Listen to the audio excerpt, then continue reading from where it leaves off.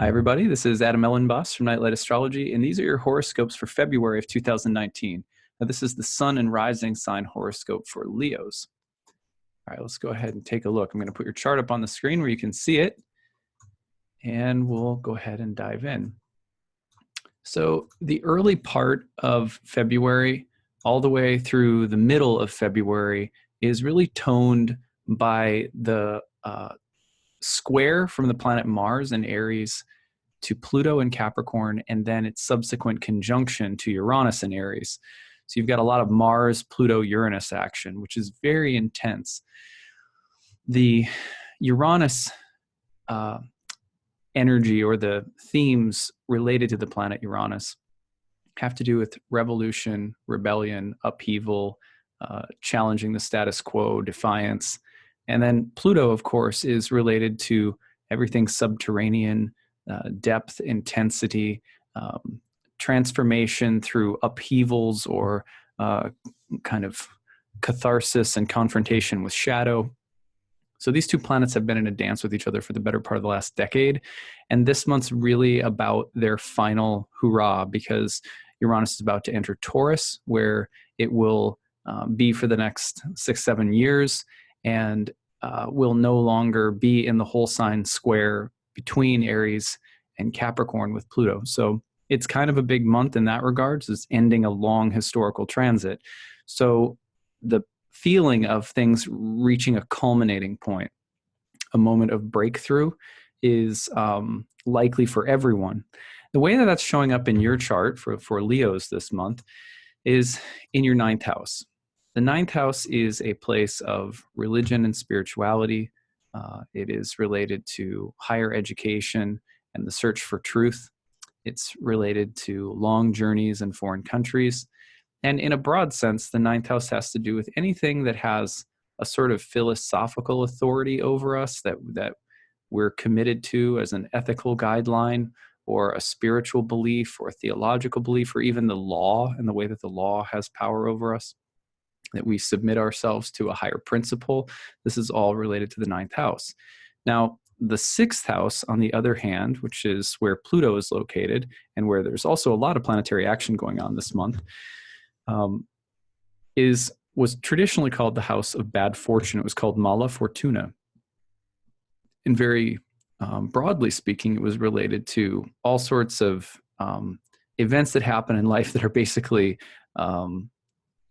difficult, potentially exhausting, entailing drudgery and hard work, sickness and disease, but not of the type that will kill you, just the type that will be, annoying, or that will be a hindrance, or will be kind of, something you have to trudge through. 6th house, of course, also related to working or serving in a capacity, usually with not a lot of recognition, or sometimes in a role of service. And oftentimes you'll see people like, the military. This was associated with military training and other kinds of service. So I'm spending a little bit more time talking about these two houses, because this is really where all the action is at this month in your chart. Now, the 9th house Mars transit to Pluto at the start of the month, perfecting on February 2nd, is creating a moment where, your principles or your beliefs and how you enact them in the world are at stake. So whether or not you feel that you are acting from your highest self, this is a big question at the start of this month. Whether you feel your actions in the world, or your work in the world, is coming from your highest set of beliefs or convictions, or whether you feel like you're working for somebody else's expectations, or somebody else's rules, or somebody else's philosophy, it may be a good time to kind of have a little bit of an inner confrontation with yourself around where your allegiance lies in terms of your convictions and beliefs. You may find that it's a combative moment around philosophy, politics, ideology with others as well. So you want to be a little bit careful about that.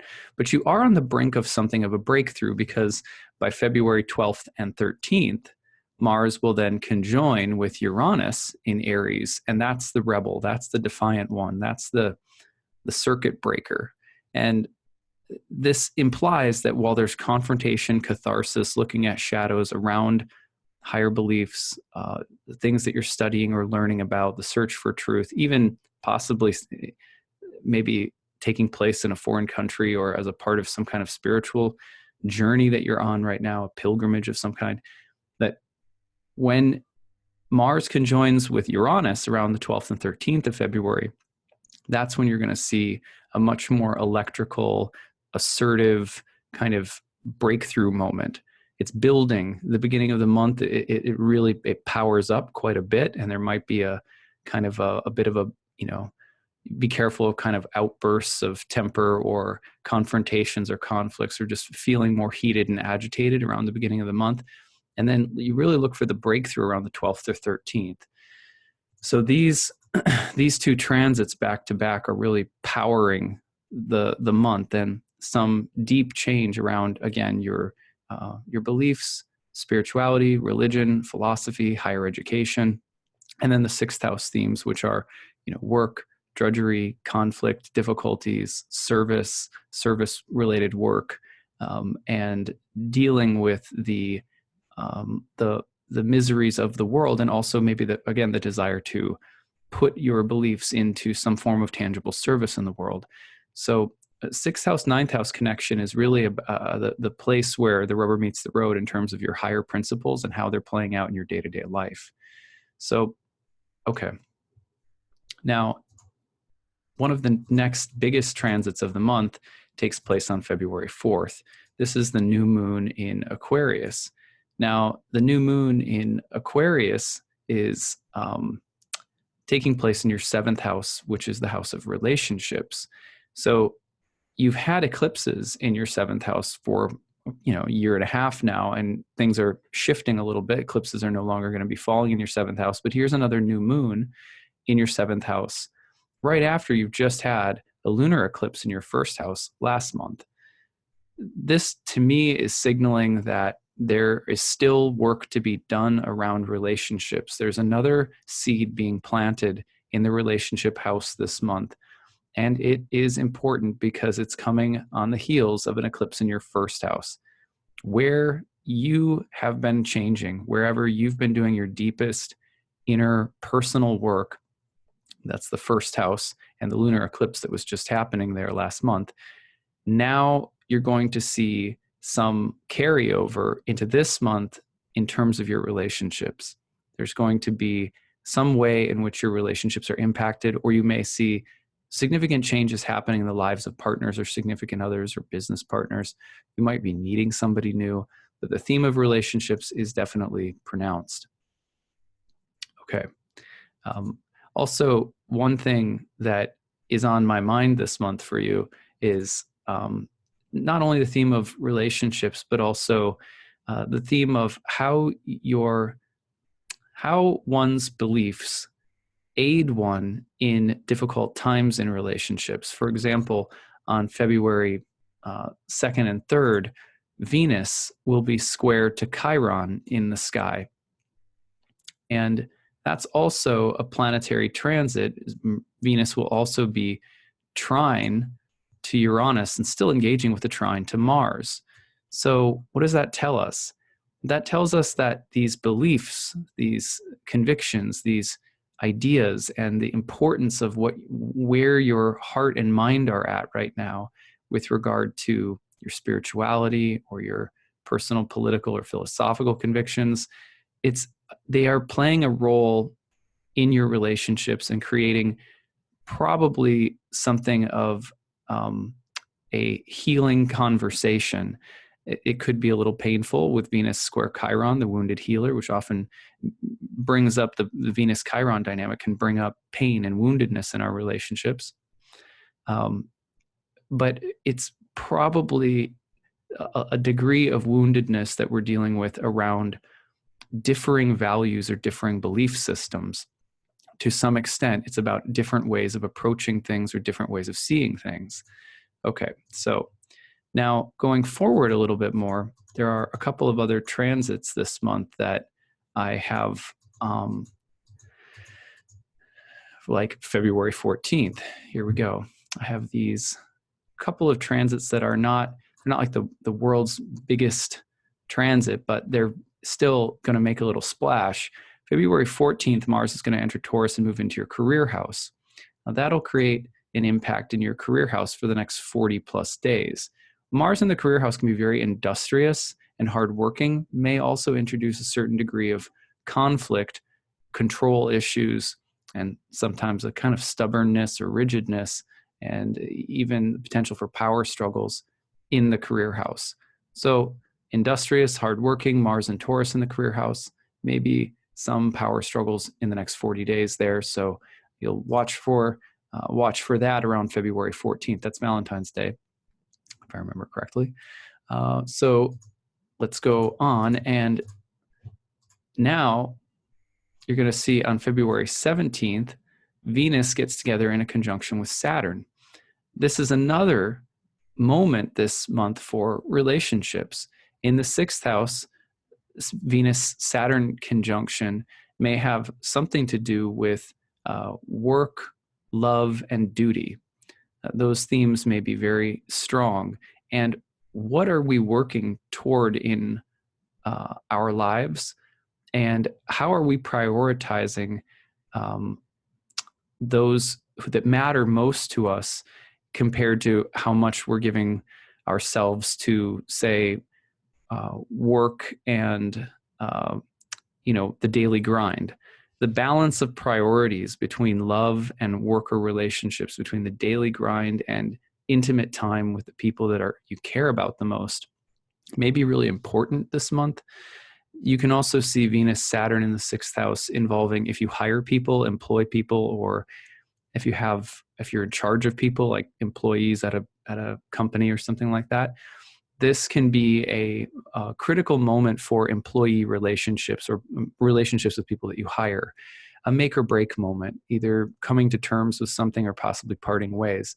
Saturn represents separation and boundaries. Venus represents harmony and bringing things together. So when they conjoin, it's kind of either you're coming to terms on agreed upon boundaries, parameters, or you're separating out something.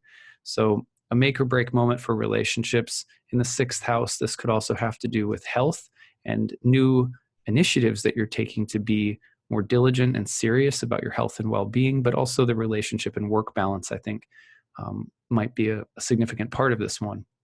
Now, when you go forward, February 18th is also, it's the 17th, 18th that Venus conjoins Saturn. And then on the 18th, you've also got Chiron, the wounded healer, entering the 9th house to stay for the better part of the next decade. And that's the wounded healer entering your 9th house of religion, higher belief, spirituality, the search for truth, higher education, long journeys. There's a deep healing process that's going to start coming into your life around spirituality, religion, learning, teachers, even foreign countries. It's going to last for a long time, and it's beginning right now. So watch for that emphasis starting to kind of make itself felt. Isn't this interesting that 9th house, again, the importance of your beliefs, some kind of revolution happening around where your guiding principles are. So on the 19th, we see a full moon, and the full moon is in Virgo, happening right across the chart from the sun in Pisces and Mercury and Neptune in Pisces, making a conjunction.